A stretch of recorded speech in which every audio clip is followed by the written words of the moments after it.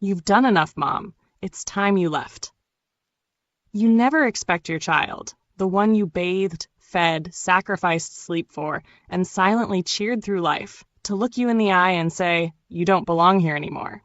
But that's exactly what my daughter Melissa told me 3 weeks after I paid off the remaining $167,000 on her mortgage.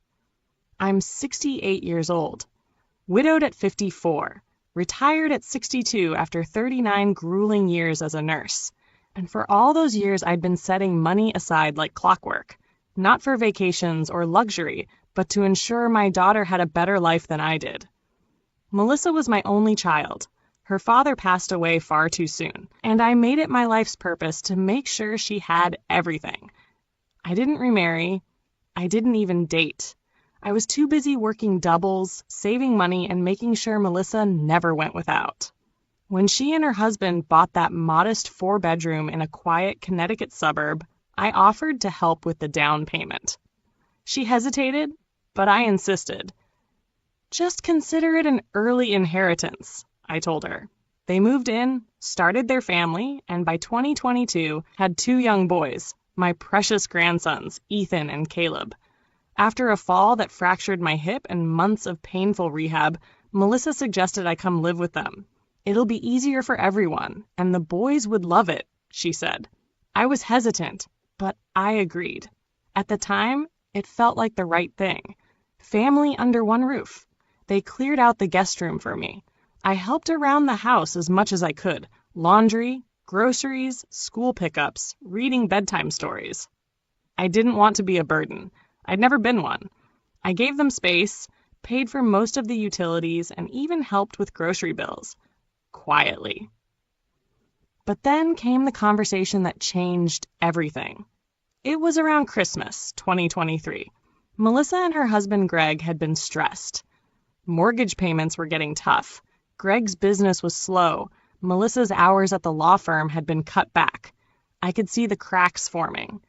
The tension was thick in the air, and the joy of family dinners had been replaced with silence, forced smiles, and whispered arguments. So I did what mothers do. I stepped in. Quietly, without their knowledge, I contacted the bank and requested a full mortgage payoff letter. I still had the bulk of my retirement money untouched. I asked the bank to make the house legally mine once the debt was cleared, at least temporarily, because I knew the situation was volatile. I wasn't trying to take anything away. I just wanted to secure the house, ensure they wouldn't lose it if things spiraled. The payment cleared 2 weeks later. I didn't say a word. I figured I'd tell Melissa once things calmed down. Once Christmas passed, I wanted it to be a fresh start for them. A gift, really. But that was my mistake. I waited too long. 3 weeks later, I walked in from the grocery store and overheard Melissa talking to Greg in the kitchen. Her voice was low, but I caught it. "She's too involved. She's always here. I feel like I can't breathe." My heart dropped. Greg's reply was even worse. "You're her only child. She's clinging. But this isn't her house. She doesn't get a say." It wasn't the words alone. It was the way they said it. Cold, decisive, final. Like I was a piece of furniture no longer needed. Something they couldn't wait to get rid of. That night at dinner, the air was tight. Caleb was picking at his peas. Ethan was on his tablet. And Melissa kept glancing at me like she had something to say. Eventually, she did. "Mom," she began, clearing her throat. "I've been thinking. Maybe it's time you got your own place. You've done so much for us. Too much even. But you deserve space. Freedom." I stared at her. I couldn't speak. Greg kept eating like this wasn't the end of a chapter, like I wasn't about to lose the only home I'd felt safe in since my husband died. I tried to respond calmly. "Melissa, I paid off this house." She cut me off. "That's not the point. This was always going to be our house. You said it was a gift, and now we need space." A gift. That word burned. I had given everything to her. My youth, my money, my dreams, and now my home. They gave me 2 weeks to find somewhere comfortable. I packed my things quietly. I couldn't afford a new house. My retirement funds were low now, thanks to the mortgage payoff. I ended up renting a tiny senior apartment complex on the outskirts of town. It was clean and quiet, but it wasn't home. It never would be. Melissa didn't visit. Greg sent me a text once thanking me for understanding. 2 months passed. Then, out of nowhere, Melissa called. "Mom," she said, voice trembling, "I just got a letter from the bank. It says the house title, it's in your name. You own the house, not us." I didn't say anything at first. She paused. Did you do something?" I answered calmly, "Yes, I paid it off. In my name." Silence. Then I said, "I didn't mean to take anything away, but I needed to protect what I sacrificed everything for." Another silence. Then, click. She hung up, and just like that, everything shifted. 3 days after that phone call, Melissa showed up at my senior apartment, unannounced. I wasn't ready to see her. I wasn't ready to look into the eyes of someone I once carried through fevers and heartbreaks, only to be tossed aside like yesterday's newspaper the minute I became inconvenient. She looked different, less confident, more uncertain. Her hair was in a messy bun, and she had that same look she wore as a teenager whenever she got caught sneaking in late. But there was no apology in her voice, only accusation. "We need to talk," she said, stepping inside without waiting for me to invite her. I sat down slowly in the armchair, my hip still giving me trouble. She stayed standing, arms crossed, defensive. That told me everything I needed to know. She wasn't here to ask why, just to demand how. "We got a letter from the bank. It says the house deed is in your name. It says you own it outright. Greg and I are confused. I thought you paid it off as a gift, Mom." Her voice had the same sharp edge it carried the night she asked me to move out. I kept my own voice calm, steady. "I did pay it off, but I never said it was a gift. I just didn't tell you how I did it." She blinked. "You changed the deed behind our backs. I protected the investment I made. If you had lost the house, everything I worked for would have vanished. I had the mortgage transferred to my name before I paid it off. The paperwork was all legal." "That's not fair," she snapped. "We live there. You can't just take it back." I looked at her for a long moment, then finally asked the question that had been echoing in my mind since the day I packed my boxes. "Why did you want me out?" Her mouth opened and closed like she wasn't expecting it. "It wasn't personal," she said weakly. It got to be too much. Greg said it felt like we didn't have our own space. You were always here, always involved." "I was involved," I said, "because I cared, because you asked me to move in after my fall, because I was helping with your kids and your bills." Melissa looked away, and for the first time I saw a flicker of shame cross her face. Then her tone shifted, softer now. "We just wanted our home to feel like ours again." I nodded slowly. "I understand that. But the truth is, Melissa, you didn't want me there. But you still wanted my support. You were fine with my money, my help, my sacrifices, until I became inconvenient. And now that the house is in my name, you're suddenly interested again." She looked stunned, like no one had ever called her out like that before. Then came the inevitable pivot, the attempt to flip the script. "So what now?" she asked. "You want us to move out?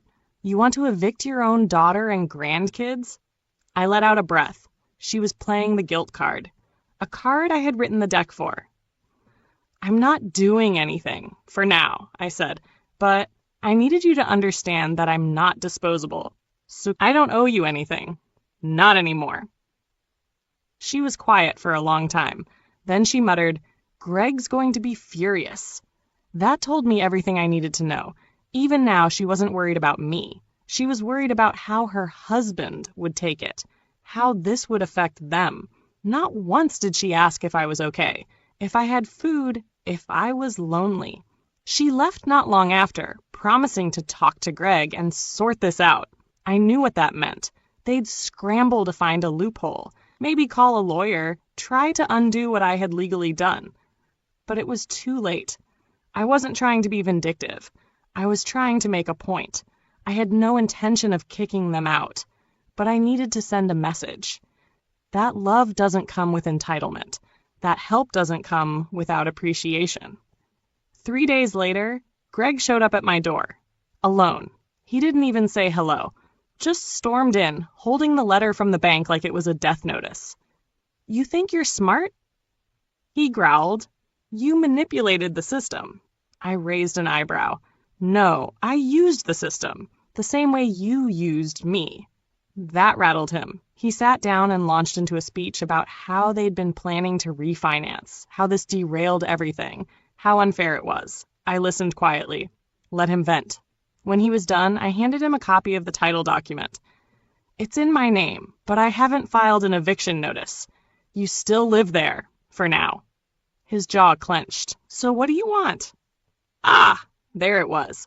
The question no one had asked since this began. I smiled. Respect, a little gratitude, and maybe, just maybe, a visit once in a while without needing something in return. He scoffed, stood up, and stormed out. A week passed. Then something unexpected happened. A small envelope arrived in my mailbox. No return address. Inside was a card. Plain white. It said, "I'm sorry, I don't know what came over me. I took you for granted. Please let's talk. Melissa?" I stared at it for a long time. Because maybe, just maybe, my message had finally landed. "She's trying to guilt you again, Bertha. Don't let her." I stared at that card for a long time. Simple handwriting, no frills, no excuses. Just, "Please, let's talk." But I could feel the weight behind those 5 words. Not because they were heartfelt, but because they came only after the security of her lifestyle had been shaken. A younger me, maybe even the version of me from just a few months ago, would have jumped at it. Open arms, open heart, always ready to forgive, even if I was the one bleeding.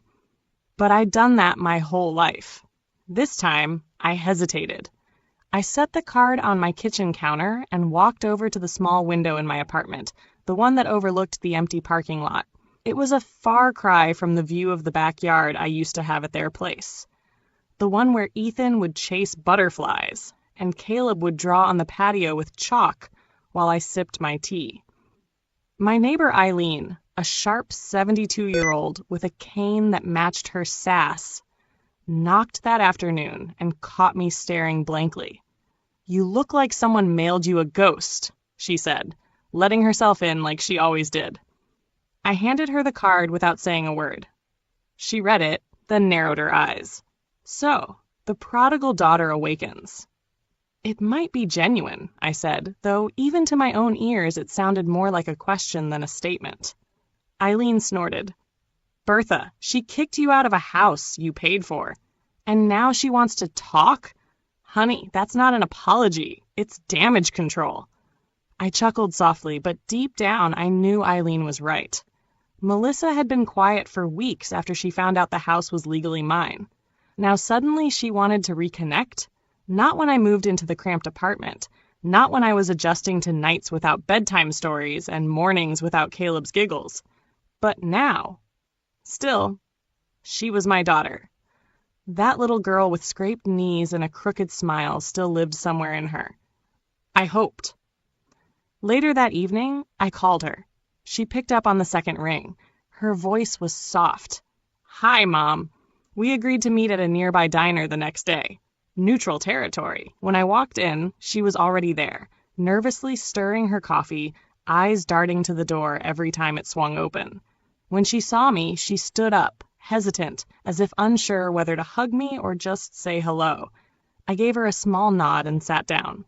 "I'm glad you came," she said quietly. I didn't respond right away. I studied her. She looked tired, worn, maybe more than she was letting on. "I want to say I'm sorry," she began. "Truly. What we did, how we treated you, it wasn't right. We got too comfortable. Took you for granted." I stayed silent. She swallowed. "I was overwhelmed. Greg was stressed, and I didn't realize how much you were holding everything together until you were gone." There it was again. Stress. As if stress justified betrayal. "I gave everything I had left for you, Melissa," I said. Not just the money, my time, my peace. And when you didn't need me anymore, you tossed me out like I was just background noise. Tears welled in her eyes. I know. I hate myself for it. And Greg, he's angry because he feels out of control, but he knows we were wrong. Does he? She nodded, biting her lip. He's just ashamed. That was a new one. I never thought Greg even knew what shame felt like. I'm not trying to win the house back, she continued. I know it's yours. I'm not asking for anything. I want you back in our lives. The boys miss you. I miss you. It almost worked. I almost melted. Then she said something that made my spine straighten. We were thinking, maybe you could move back in. At least part-time, to help with the boys again. They've been asking for you. Oh, there it was. Not because they loved me. Not because they wanted to make amends. Because they needed help again. I didn't even flinch. I looked her straight in the eye. I love those boys with all my heart, I said, but I'm not your nanny. I'm not your financial cushion. And I'm not moving back into a house where I was made to feel like a stranger. She blinked. Her mouth opened, but I didn't let her speak. You made a choice. I respected it. Now I'm making mine. She nodded slowly, tears trailing down her cheek. This time, she didn't wipe them away. I understand. I left the diner quietly, but inside a storm was beginning to calm. Later that week, a certified letter arrived. It was from their attorney, a formal acknowledgement that I owned the property, signed and sealed. A clean legal bow on what had been an emotional battlefield. That weekend, Ethan and Caleb came to visit. Melissa dropped them off with a box of cookies and a nervous smile. If you're okay with it, she said. They wanted to see Grandma. I was more than okay. We played cards, baked banana bread, and for the first time in a long while, I laughed from the belly. Later that night, Ethan said something that made me pause. Mom said, "You're the reason we still have our house." I hugged him tight. "No, baby," I whispered. "You're the reason." 2 weeks passed. The boys visited every weekend. Melissa dropped them off like clockwork, always with a polite smile and a tinge of humility in her eyes. No more hint of entitlement. No more passive-aggressive sighs. Just a woman trying to keep it together, and a mother who was watching closely. I was healing, no doubt, but I was also watching. One crisp Saturday morning, I was standing in the tiny kitchen of my apartment, kneading dough for cinnamon rolls when a knock came at the door. Not Melissa this time. It was a man in a tailored navy suit carrying a sleek leather folder and a warm smile. "Mrs. Bertha Clarkson?" he asked. I raised an eyebrow. "Depends who's asking." He handed me a business card. Real estate acquisitions. His name was Alan Drake. "I represent a client who's interested in purchasing your property, the one your daughter currently lives in. They'd be willing to offer 30% above current market value. All cash. No inspection contingencies." I blinked. "Excuse me?" He smiled calmly. "Your daughter's neighborhood is being eyed for redevelopment. It's becoming one of the most desirable areas for younger buyers. We'd like to extend an offer to buy the house outright. Quick close, minimal paperwork." I stared at him like he'd just grown antlers. "Let me get this straight. You want me to sell the house that I bought back with my own retirement funds after being kicked out of it?" Alan hesitated. "I understand this might be sensitive, but we're prepared to make this worthwhile." I didn't respond, not with words anyway. I simply motioned to the door. "Come back when hell freezes over." "Moi," I said and shut it behind him. I sat down, my hands still dusted with flour, heart pounding in a weird mix of rage and satisfaction. They wanted my house. Again. Later that day, I called Melissa. "I had a visitor today," I said. She was quiet. "Alan Drake ring a bell?" Even through the phone, I could feel the dread sink in. "Greg gave his card to someone. He said it was just to see if we had options." I laughed bitterly. "Greg's always got options, doesn't he? Especially when someone else paid for them." "Mom, I didn't know." "Melissa, don't. I'm not selling. Not to Greg. Not to strangers. That house is mine." she sighed. I figured as much. Look, he's just been scared. The mortgage being gone helped us, but now that the house is in your name, he feels like he lost his golden goose, I said. Tell him I said welcome to the real world. There was silence, then something unexpected. Would you ever consider living there again? I paused. You mean move back in with you? No. I mean, you move back in. We move out. It hit me like a truck. I wasn't prepared for that. Not even a little. I know it sounds drastic, Melissa continued, her voice cracking. But you're right. That house isn't ours. We treated it like it was, but it isn't. You paid for it. We took advantage. Greg's going to fight me on this, but I don't care anymore. I want to do what's right. I didn't answer. My hand trembled slightly. I sat down on the sofa, eyes locked on the chipped coffee table across from me. All I'd wanted was acknowledgement, respect, some ownership. Not just legally, but emotionally. And now I had it. 3 days later, I drove up to the house. My house. Melissa met me on the porch with a clipboard and a smile full of nerves. All the keys, utilities transferred. I handled it, she said. We'll be out by Friday. I looked at her, this woman who had once slammed doors in my face, now carefully wiping down countertops for my arrival. I want one thing, I said firmly. She nodded. Name it. You can stay with the boys. Part-time. But under one condition. You follow my rules. That means respect. That means participation. And that means I'm not your nanny. I'm grandma. That's it. Tears welled in her eyes. Deal. That weekend, I moved back in. And let me tell you, nothing felt better than walking barefoot across those floors, opening my kitchen cabinets, setting my tea on the windowsill again, and watching Ethan and Caleb run through the backyard with sidewalk chalk in their hands. Greg never said a word to me directly. He moved out with a sulk and a grudge, and I let him keep both. You thought I didn't read the fine print, Greg? That was your first mistake. I was standing in the living room, wiping down the windowsill, when the mail came. A fat manila envelope, hand-delivered and stamped urgent. The return address made my stomach clench. Martin and Leeds, LLP, Greg's attorneys. I opened it at the kitchen table with the steady hands of a woman who'd read too many documents in her life to flinch now. Inside was a thick legal packet. Pages of legalese, clauses, and a cover letter. Dear Mrs. Clarkson, our client, Gregory Walters, asserts a financial and residential interest in the property located at 1047 Cedar Hill Drive. This claim is based on verbal and implied agreements during his time of residence, including investments made in property maintenance and upgrades. I stopped reading right there. Property maintenance? The only thing Greg ever upgraded was his TV subscription. I was the one who fixed the plumbing. I was the one who paid for the new roof after that storm. I was the one who paid off the mortgage entirely. Now he wanted to retroactively own part of my house? It wasn't shocking. It was classic Greg. A man who couldn't stand the idea of losing control, even when he was never in charge to begin with. But the best part, he really thought I'd be scared. I took the envelope straight to my attorney, Thomas, a quiet man with a mind like a bear trap. After reviewing the papers, he shook his head and chuckled. He's bluffing, Thomas said. There's no deed in his name, no written contract, no shared investment documents. He doesn't have a leg to stand on, just air and arrogance.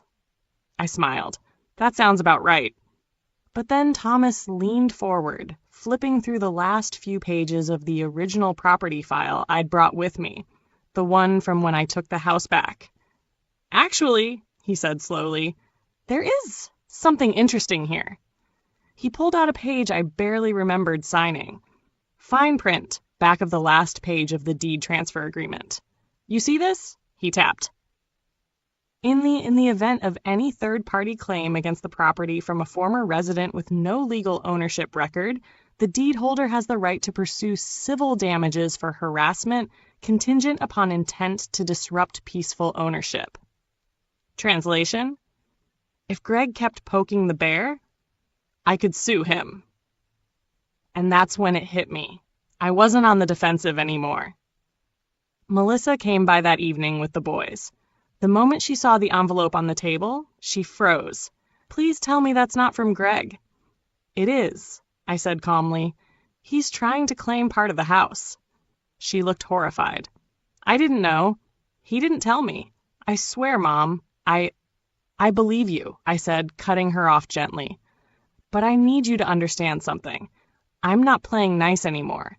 If Greg wants war, I'll give it to him, legally, and you need to choose where you stand." She looked like she wanted to crawl into a hole. "I'm with you," she whispered. "I'm done defending him." Good, because what came next would be public. Within the week, my lawyer had filed a cease and desist order. Greg was served at his new apartment, a drab place across town. But Thomas didn't stop there. He also submitted a claim for harassment and attempted fraudulent interference with property ownership. The news traveled fast. By the time Ethan and Caleb came over the following weekend, Melissa told me Greg was livid and looking for a new lawyer. I told her calmly, he can look for a conscience while he's at it. She almost smiled. But here's where things got really delicious. A month later, I received another letter from the IRS. It wasn't for me. It was addressed to Greg, care of my address. Apparently, he had listed my house as his primary residence on his taxes, even after moving out. He'd even claimed homeowner deductions on a property he didn't own. I called Thomas. He nearly choked on his coffee. "This man is digging his own grave," he muttered. Long story short, Greg was now facing federal scrutiny. Tax fraud, misrepresentation of assets.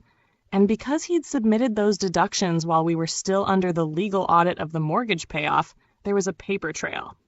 Melissa sat across from me on the patio one night, a glass of iced tea in her hand, looking about 10 years older than her age. "He's blaming me now," she said. "Says I should have fought harder for the house." I raised an eyebrow. "Did you?" She didn't answer right away. "I did what was right. Eventually. I hope that counts for something." I sighed and looked out at the garden. I said, "That's what matters." The final straw came 2 months later. Greg tried to file a motion in small claims court, citing emotional damage for being displaced from the house.